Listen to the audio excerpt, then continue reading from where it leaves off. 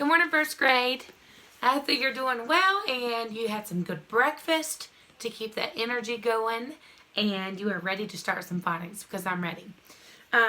Today, just like we did the past 2 days, we are going to review some things that we've been learning and that we have learned in class. So today is just going to be review. I'm going to ask a lot of questions.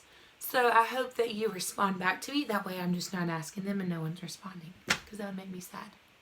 All right. So I'm going to ask a bunch of questions and then we'll get started talking about a review today. So today we're going to review affixes and what those are. We already know what they are, but we're going to review them and talk about them a lot. And then we're going to code these words and then we're going to be done. Sound like a plan? Awesome. Okay. So there are two affixes, right? What are the two affixes? Do you know?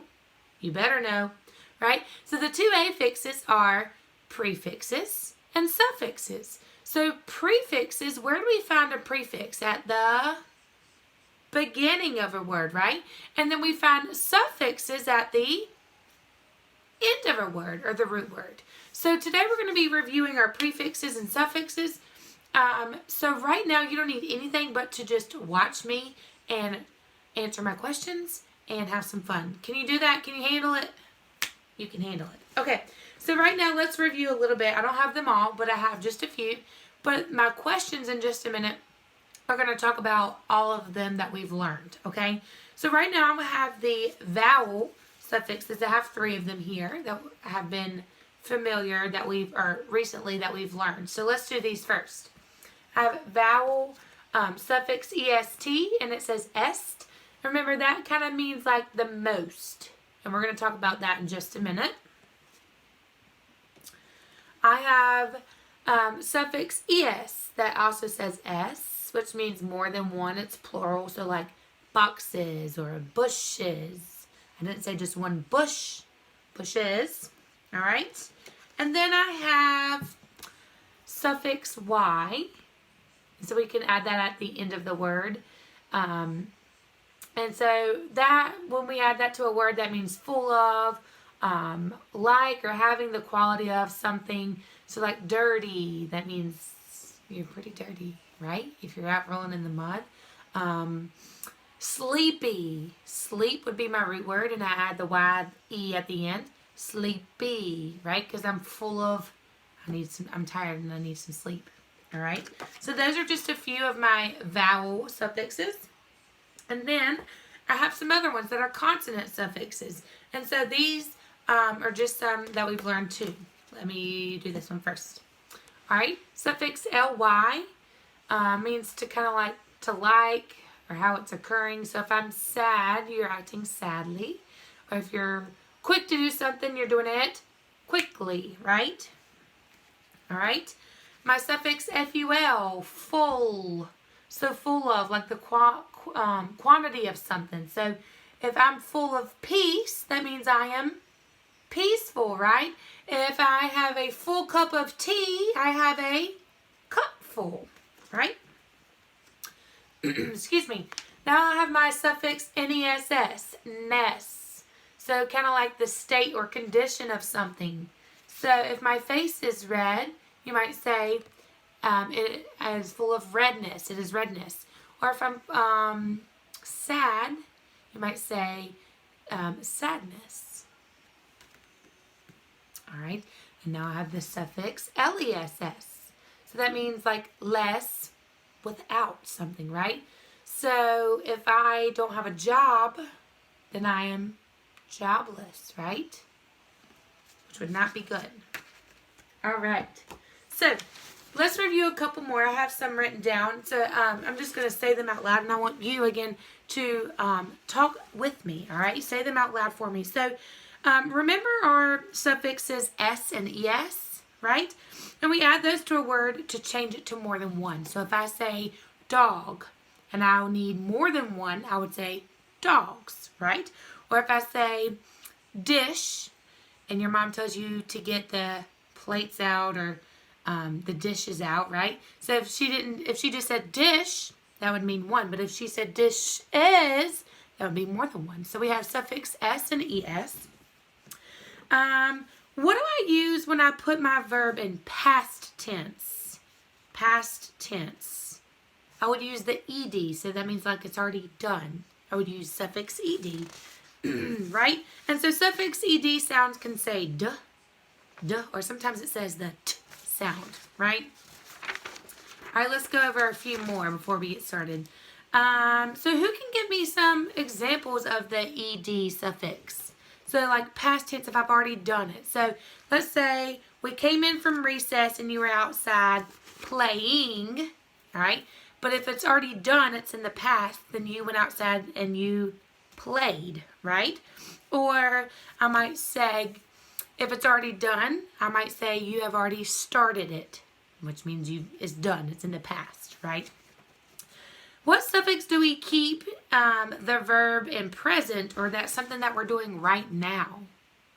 What is that suffix that we would use if we're doing, I just kind of said it, if we're doing it now in the present tense? Ing, right? We would use that, ing. So I'm doing it now. Or if you are completing something in art and she says, all right, finish up, then that means you are finishing up. You're doing it right now, right? Let's do some more. Let me find some. Okay, let's go down here to this one. So we talked about the suffixes fullness, L-Y and L-E-S-S, less. And those also change the meaning of the root word too.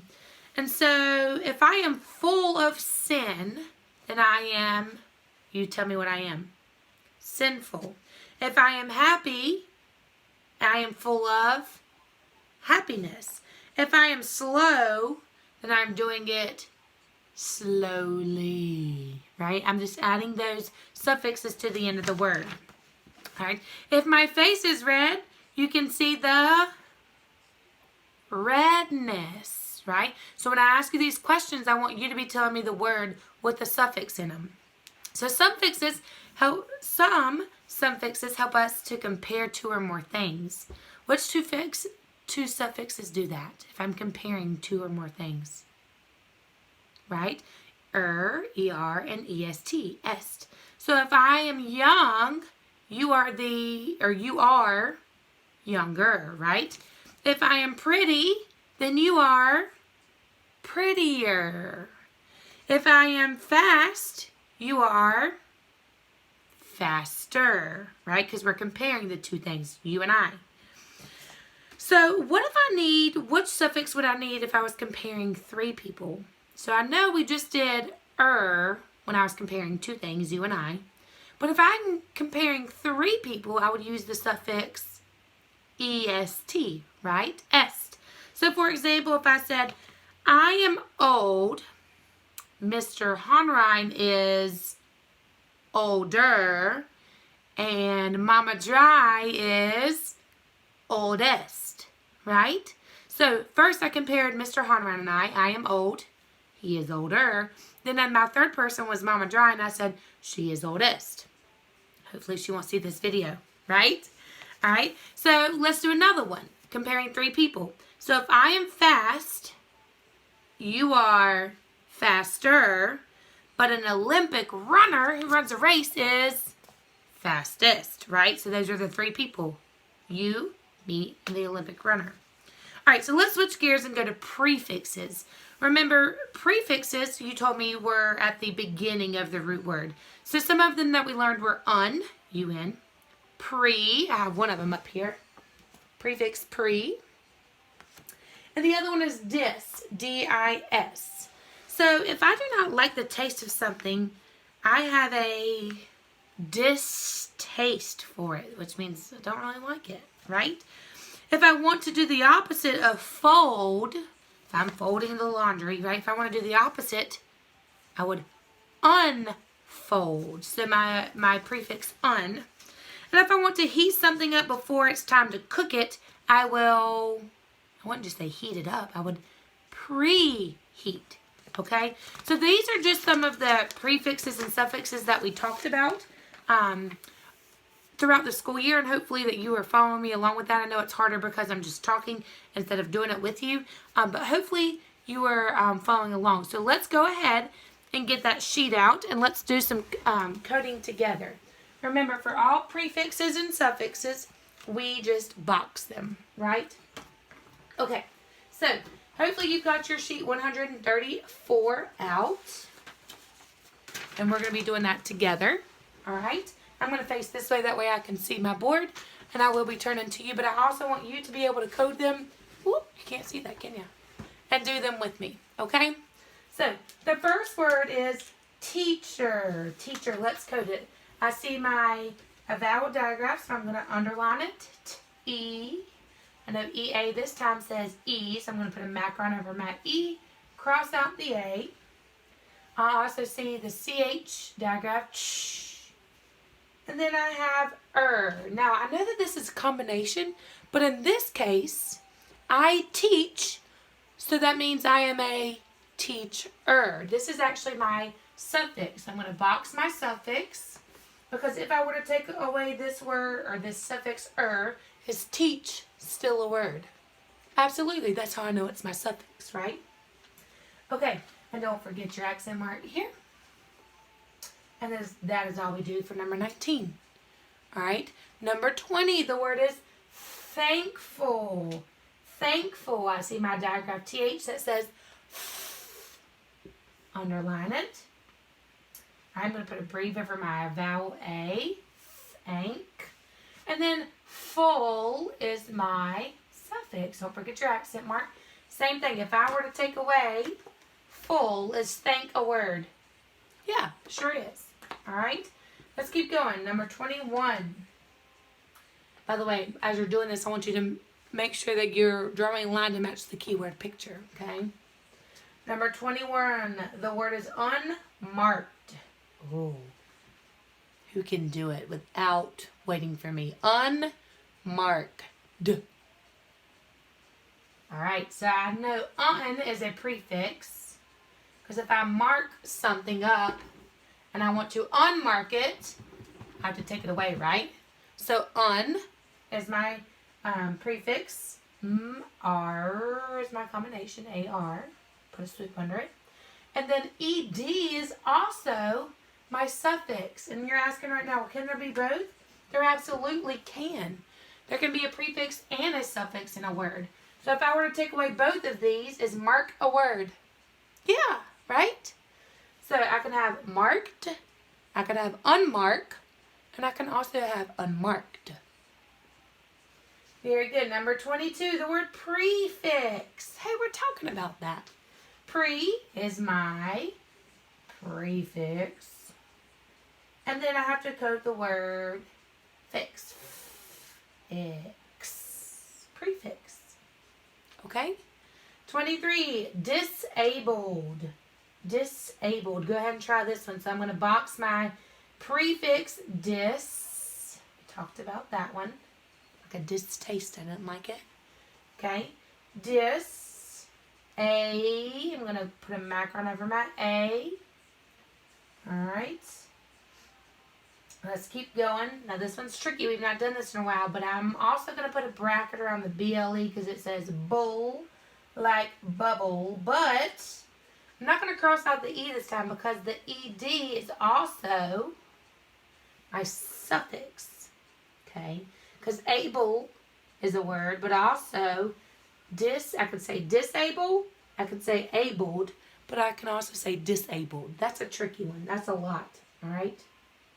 That is a lot, but I know you got it. Alrighty, friends. Next one, number 24. 24.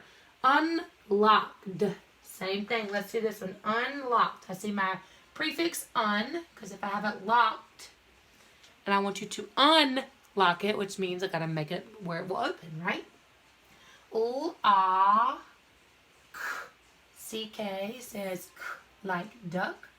So I'm going to cross out my C. And then I have a suffix ed.